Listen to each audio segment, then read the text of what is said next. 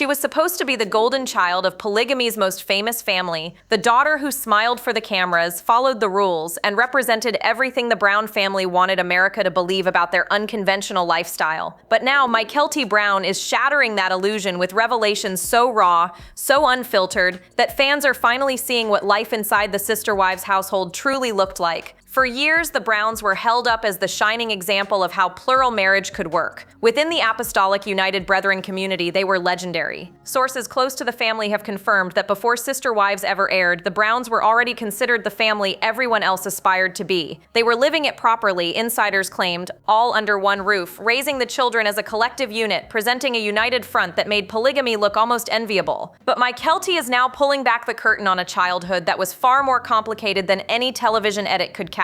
In recent interviews and candid discussions, Christine's daughter has exposed the rigid control, the emotional manipulation, and the carefully constructed facades that defined her upbringing. What she describes is not the loving plural family viewers thought they knew. It is a world of strict rules, religious pressure, and children trained from birth to perform perfection whenever outsiders were watching. The timing of these revelations could not be more explosive. With Kody Brown's so-called apology tour making headlines and his relationships with nearly all of his children in shambles, Mykelti's words carry a devastating weight. She is not just airing grievances, she is exposing a pattern of behavior that stretches back decades, long before TLC cameras ever entered their lives. What makes her testimony so compelling is her unique position within the family. As one of the older children, Mykelti experienced the Browns at their most restrictive. She watched the rules soften for younger siblings while she and her peers bore the brunt of religious expectations. She witnessed Robin's calculated entrance into the family and felt the seismic shift that followed. And she has lived through the slow-motion collapse of her parents' marriages while building her own life far from Flagstaff. Industry insiders suggest that Mykelti's willingness to speak out represents a turning point for the Brown children. For too long, the narrative has been controlled by Kody and his wives. The adults have dominated interviews, controlled storylines, and shaped public perception. But the children are no longer staying silent. And what they have to say challenges everything fans thought they understood about this family. The picture Mykelti paints is not one of a happy plural family navigating modern challenges.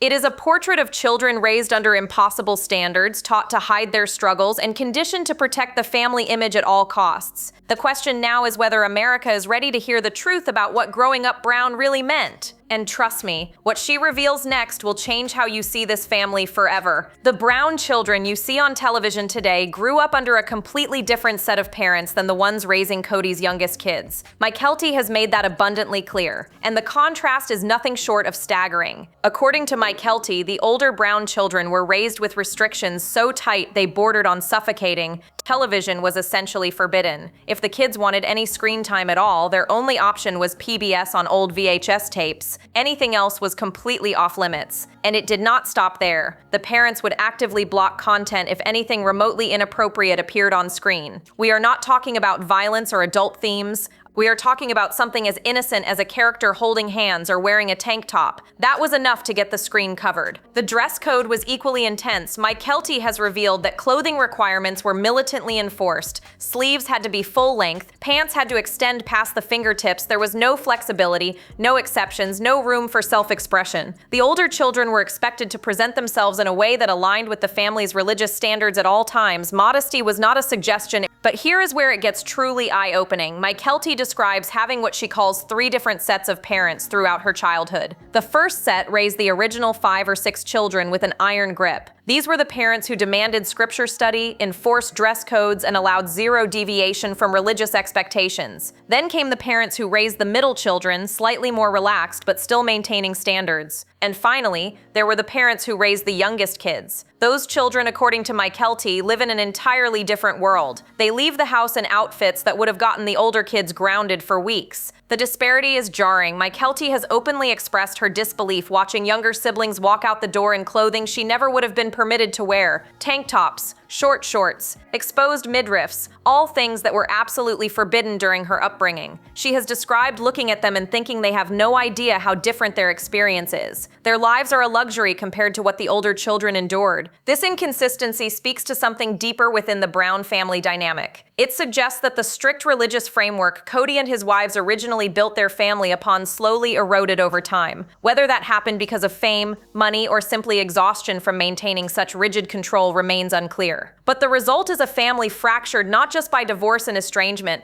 but by fundamentally different childhood experiences. The older children carry wounds the younger ones will never fully understand. They were the guinea pigs, the ones who bore the weight of their parents' most extreme beliefs. And now that Mykelti is speaking out, the world is finally understanding just how heavy that burden truly was. But the rules around clothing and television were only the beginning. The dress codes and television restrictions were just the surface. Beneath those rules lay something far more consuming, a religious framework so demanding that it shaped every aspect of the older Brown children's lives from the moment they could speak. Mykelti has revealed that scripture study was not optional in the Brown household, it was mandatory. Beginning at age 8, the children were required to read their scriptures regularly and then report back to their parents about what they had learned. This was not casual bedtime reading. These were structured family meetings where specific chapters were discussed and dissected. The expectation was total engagement with the religious texts that formed the foundation of their polygamous faith. And it went beyond private study. Mykelti was so deeply invested in the religious structure that she begged her father to let her attend girls' class early. The classes were meant for girls who had turned 12, but Mykelti wanted in sooner. Her father gave her a challenge: memorize the articles of faith. She did it in 4 days. From Sunday to Wednesday, she committed them all to memory just so she could start attending months before her 12th birthday. From that point forward, she only ever missed one single class until she had children of her own. That level of dedication was not unusual among the older Brown kids. It was expected. The religious structure extended into something even more complex: the priesthood lineage system. Within the Apostolic United Brethren, men trace their priesthood authority through a spiritual lineage rather than a bloodline. This chain of authority supposedly connects back to Joseph Smith himself. When someone converts to the faith, they are essentially adopted into this system by an existing member who passes the priesthood to them. Kody's own father went through this process when the family joined the AUB through connections in Wyoming. That spiritual adoption created bonds that functioned like family relationships, complete with titles like uncle and grandpa for people who shared no biological connection. The children grew up navigating these complex webs of spiritual kinship, alongside their already complicated family tree of multiple mothers and dozens of siblings. For Mykelti, this meant growing up in a world where identity was deeply intertwined with religious belonging. Your worth was measured by your dedication to the faith. Your future was expected to follow the same plural marriage path your parents had chosen. Questioning any of it was not just discouraged, it was unthinkable. The younger Brown children never experienced this level of religious immersion. By the time they came along, the family had loosened its grip on mandatory scripture study and church attendance. Some of the youngest kids were never even raised within the religious framework at all. They have no idea what their older siblings went through, no concept of the pressure, the expectations, or the guilt that came with any deviation from the path. That generational divide continues to shape the Brown family today, and it explains so much about why healing seems impossible. When Robin Brown entered the family, Mykelti was 14 years old, a vulnerable age, a time when most teenage girls are desperately searching for identity, validation, and someone who truly sees them. And according to Mykelti, Robin saw her. The question that haunts her now is whether that attention was genuine or something far more strategic. Mykelti has spoken candidly about how Robin's arrival felt like a turning point in her young life. Before Robin came along, Mykelti felt invisible within the chaos of the large family. She was not the oldest. She was not the baby. She was somewhere in the middle, watching siblings receive what felt like more attention, more love, and more forgiveness than she ever got. Then Robin appeared and everything changed. Robin befriended Mykelti almost immediately. She made the teenager feel noticed for the first time. She listened, she supported, she positioned herself as someone who was finally in Mykelti's corner, for a girl who had spent years feeling overlooked. This attention was intoxicating. Mykelti has admitted that Robin's presence was one of the things that kept her connected to the family during those turbulent teenage years. Having someone willing to bat for her meant everything. Throughout high school and even into the first several years of her marriage,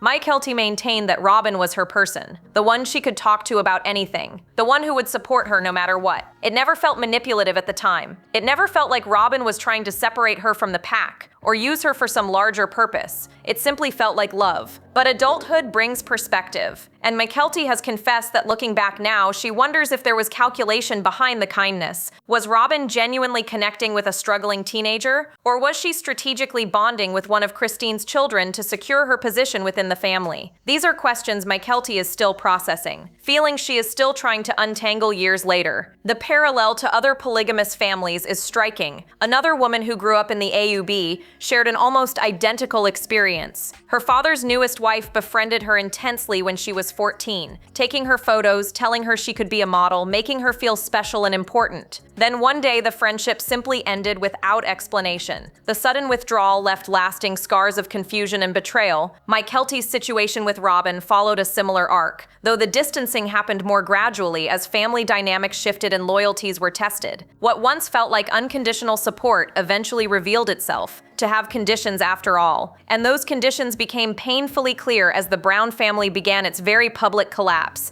Whether Robin's initial kindness was authentic or calculated may never be fully known, but the impact on Mykelti was real. She opened her heart to someone she believed was safe, and now she carries the weight of wondering if that trust was misplaced from the very beginning. The wounds from that uncertainty run deep. Long before Sister Wives became a television phenomenon, the Brown family was already perfecting the art of performance. Mykelti has exposed a troubling pattern that defined her childhood. Whenever outsiders came around, the children were expected to put on a show, and the consequences for breaking that illusion were made very clear. Keep the peace. Stay quiet, be on your best behavior. These were not gentle suggestions in the Brown household. They were commands delivered with enough weight that the children understood exactly what was at stake. Mykelti has revealed that whenever cameras appeared or visitors arrived, the kids received strict instructions: sit down, be quiet, obey. If you cannot stay quiet, you will go to your room. The message was unmistakable: protect the family image at all costs. This performative pressure existed long before TLC entered the picture. The Browns were already well known within the Apostolic United Brethren community as the family everyone else looked up to. They were considered the gold standard for how plural marriage should function. Multiple mothers living under one roof, children raised collectively without obvious division, a patriarch who appeared to manage it all with grace. That reputation was carefully cultivated and fiercely protected. Other families within the community would actually visit the Browns, specifically to observe how 9 women could coexist under one roof. They came seeking proof that polygamy could work harmoniously, and the Brown children were expected to deliver that proof through their behavior. Any hint of dysfunction, any glimpse behind the curtain was simply not permitted. Mykelti has confirmed that the threats intensified once Sister Wives began filming. The same instructions that had governed their behavior around church visitors now applied to television cameras. The children learned to mask their true feelings, suppress their struggles, and present the unified front their parents demanded. What viewers saw on screen was a carefully edited version of reality. What happened off camera was far more complicated. This conditioning created lasting damage. Children raised to hide their authentic selves develop a fractured sense of identity. They learn that their real emotions are inconvenient, that their genuine experiences must be suppressed for the greater good of the family brand. Mykelti grew up understanding that the family image mattered more than her individual truth. That lesson took years to unlearn. The irony is devastating. A show marketed as reality television was built on a foundation of performance. The Browns were not showing America their authentic lives, they were showing America what they had been trained to present since childhood. The smiles were rehearsed, the harmony was manufactured, the perfect polygamous family was a role they played because the alternative was unthinkable. Now that the family has publicly imploded, those years of forced performance feel even more hollow. The children spent their lives protecting an illusion that ultimately collapsed anyway. All that suppression, all that obedience, all that sacrifice of authenticity. And for what?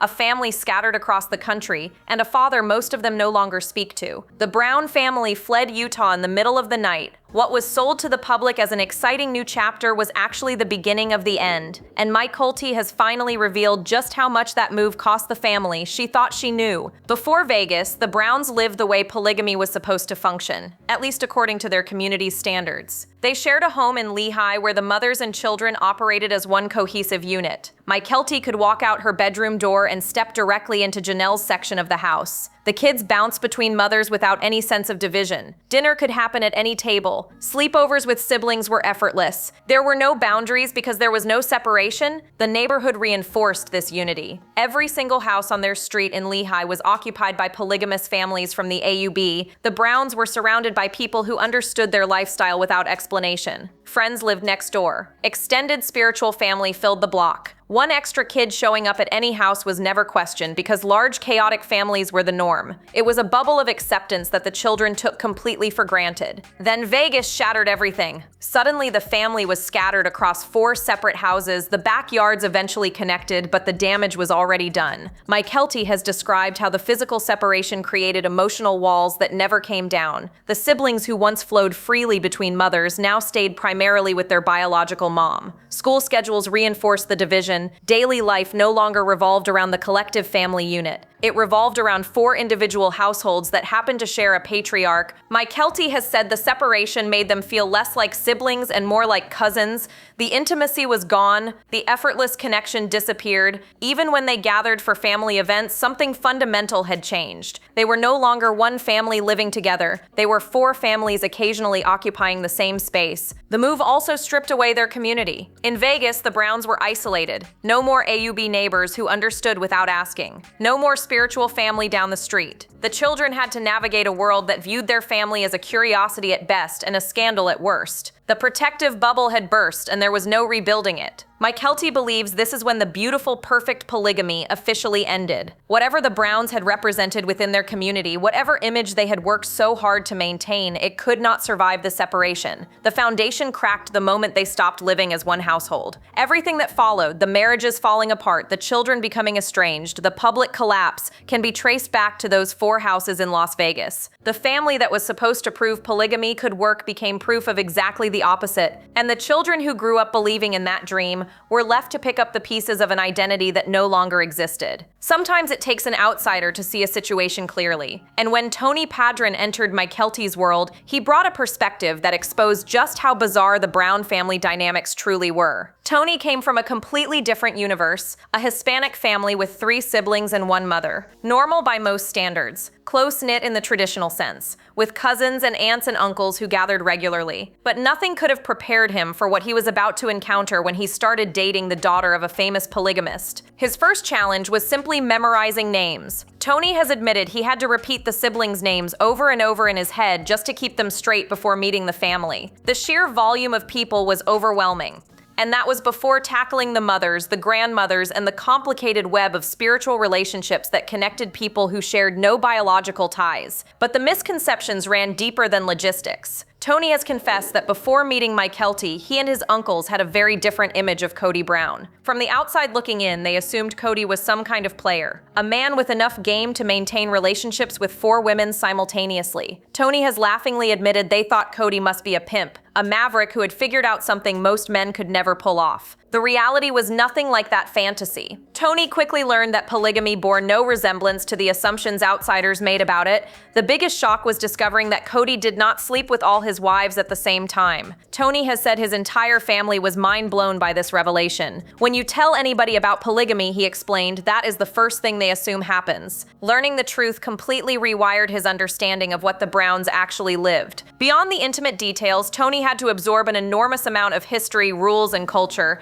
He has described it like swallowing a giant pill. Once you jump in, you are associated with it forever. There was no casual dating when your girlfriend's family was famous for their unconventional lifestyle. Every conversation required context. Every family gathering demanded explanation. Every assumption had to be corrected. What makes Tony's perspective so valuable is his ability to see what those raised inside the system cannot. He recognizes the strangeness that the Brown children normalized simply because they knew nothing else. He notices the dysfunction that family members excuse because confronting it would be too painful. And he offers Mykelti something rare, a partner who understands her past without having been damaged by it himself. Tony chose this life with full knowledge of what he was getting into. He learned the names, absorbed the culture, and committed to a woman whose family baggage could fill a warehouse. That choice speaks to his character. But it also highlights just how much outsiders must sacrifice to enter worlds as complicated as the one the Browns created. Some pills are harder to swallow than others. Kody Brown made headlines when he traveled to North Carolina to sit down with Janelle and deliver what he called an apology. The internet erupted with speculation about reconciliation. Fans wondered if this was finally the accountability moment everyone had been waiting for. But Mykelti exposed the devastating truth behind that visit. Her father came to town and never even bothered to contact his own children. Mykelti and Tony live in North Carolina, so does Maddie. money. So does Paydon. Multiple Brown children were within driving distance of wherever Kody was staying, and not one of them received a call. Not a text. Not an email. Nothing. Kody flew across the country supposedly seeking forgiveness, but his children were not even afterthoughts. They were invisible. The betrayal cuts deep because of what Mykelti and Tony were willing to do. They have publicly stated they would have made the effort to see him.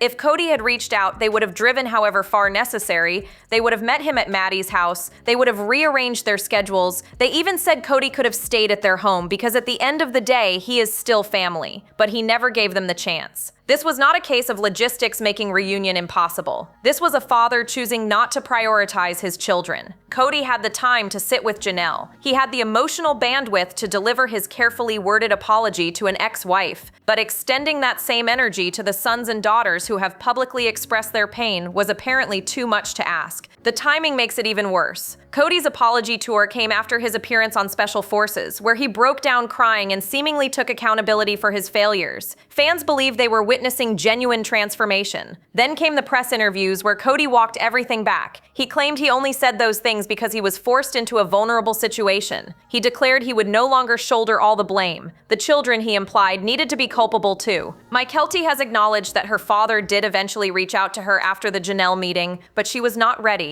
She told him she could not talk about anything yet. The wounds are too fresh, the pattern of disappointment too established. One text message after years of emotional neglect does not erase the damage. What fans witnessed with the Janelle sit-down was not reconciliation, it was performance. Kody showed up for the cameras, delivered his lines, and left without doing the harder work of actually repairing relationships with his children. Janelle herself did not even call him out on the verbal abuse he directed at the kids. She did not mention him calling them jerks or labeling Maddie a gossip. She was so caught up in her own emotions that the children's pain went unaddressed. Kody's apology tour proved exactly what his children already knew. He will always choose the easier path, and they will always be left waiting. The cameras keep rolling, but the story being told is no longer the truth. Mykelti has delivered a blistering critique of how TLC is handling sister wives, and her accusations reveal a network more interested in rehabilitating Kody Brown than documenting reality. According to Mykelti, the show has completely steered away from featuring the children. The result is season after season of repetitive scenes featuring the same four adults having the same circular conversations. Viewers are bored, ratings have plummeted, and the family members who could actually inject authenticity into the narrative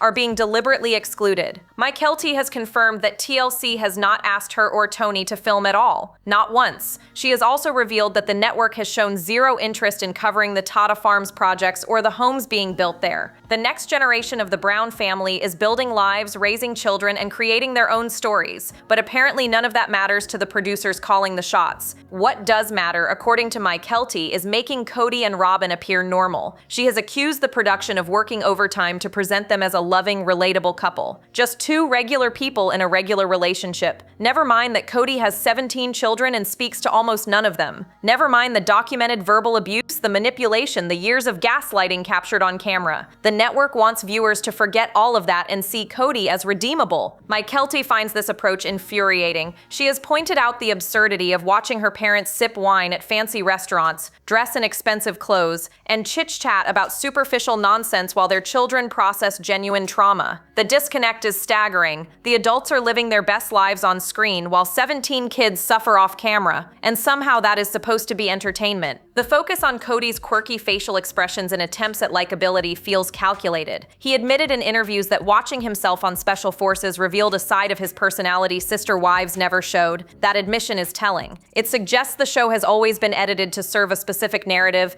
and now that narrative appears to be redemption at any cost. Mykelti has been blunt about the consequences. Without the children, the show has tanked. Viewers tuned in for years to watch a family navigate an unconventional lifestyle. They invested in those kids, they watched them grow up, get married, have babies of their own. Removing them from the equation leaves nothing but empty conversations between adults nobody trusts anymore. The cruel irony is that several of the Brown children would gladly participate if asked. Mykelti has said she and Tony would film. Some of her siblings feel the same way. But TLC apparently has no interest in perspectives that might contradict the story they are trying to tell. The network wants control, and controlled narratives rarely reflect truth. What viewers are watching now is not reality television. It is reputation management disguised as entertainment. Every single one of them is suffering. That is how Mykelti has described the state of Kody Brown's 17 children. Not some of them, not most of them, all of them. And the weight of that statement should stop every viewer in their tracks. These are not characters in a scripted drama. These are real human beings who spent their childhoods on camera, their family dysfunction broadcast to millions, their most painful moments dissected by strangers on the internet. They grew up performing happiness while processing confusion. They learned to smile through chaos because the alternative meant consequences. And now as adults, they are left to untangle the psychological damage of being raised inside a carefully constructed lie. Mykelti has spoken about the strange reality of rewatching her own childhood for content. She and several of her siblings have built platforms reacting to Sister Wives episodes, offering commentary on moments they actually lived through. There is something deeply unsettling about that arrangement. Grown children forced to revisit their trauma repeatedly because monetizing their pain has become one of the few ways to reclaim their narrative. The emotional toll is immense. These kids watched their family presented as aspirational while knowing the truth was far darker. They saw their father praised as a patriarch while experiencing his emotional absence firsthand. They witnessed their mother's struggle and sacrifice while Kody positioned himself as the victim of ungrateful wives and rebellious children. The gaslighting was not just private, it was televised. And now those same children watch their father sip cocktails with their stepmom in a mansion while claiming he wants reconciliation. They hear him call them jerks in confessionals. They watch him cry on reality competition shows and then retract every word of accountability in press tours. The whiplash is constant. The betrayal is ongoing. There is no closure because Kody keeps reopening wounds every time he speaks publicly. What haunts Mykelti most is how the show has evolved to exclude the very people most affected by its existence. The parents get screen time, the parents get paychecks, the parents get to control how they are perceived, but the children are sidelined. Their perspectives unwanted, their suffering treated as irrelevant to the story TLC wants to tell. This is not entertainment, this is exploitation dressed up with production value. Real families do not heal when cameras prioritize drama over truth. Real children do not recover when their pain is considered less valuable than their father's redemption arc. Mykelti has wondered aloud whether the Brown family can ever truly come back together. The honest answer seems to be no. Too much damage has been done. Too many words cannot be unsaid. Too many years have passed with Kody choosing image over intimacy with his own kids. But maybe healing was never the point. Maybe the point was always the performance. And if that is true, then the Brown children never stood a chance. Drop your thoughts below, like, subscribe, and stay tuned. The next video is waiting, and you won't want to miss what's coming next.